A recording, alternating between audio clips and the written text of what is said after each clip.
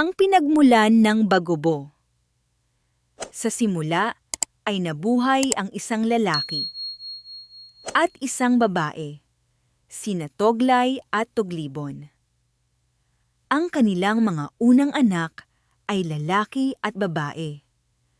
Nang sila ay nasa hustong gulang na, ang batang lalaki at ang babae ay tumawid ng malayo sa tubig upang maghanap ng magandang tirahan.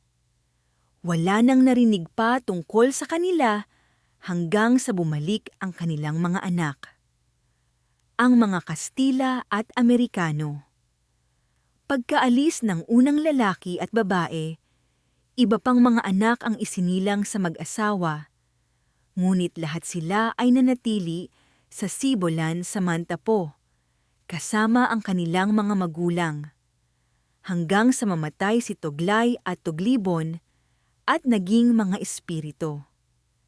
Di nagtagal pagkatapos noon, ay dumating ang isang matinding tagtuyot na tumagal ng 3 taon.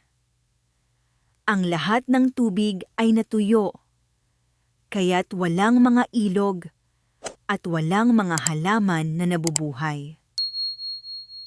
Tiyak, sabi ng mga tao, pinarurusahan tayo ni Manama at dapat tayong pumunta sa ibang lugar upang maghanap ng pagkain at tirahan.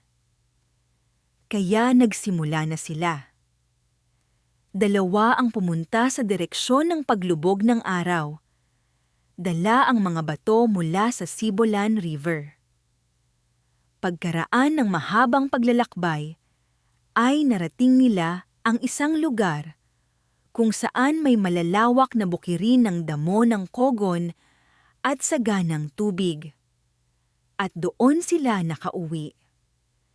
Ang kanilang mga anak ay naninirahan pa rin sa lugar na iyon at tinawag na Maguindanao dahil sa mga batong dinala ng mag-asawa nang umalis sila sa Sibolan.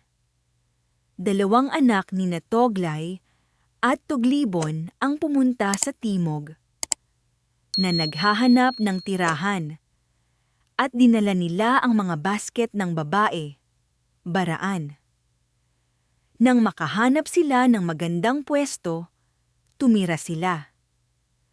Ang kanilang mga inapo na naninirahan pa rin sa lugar na iyon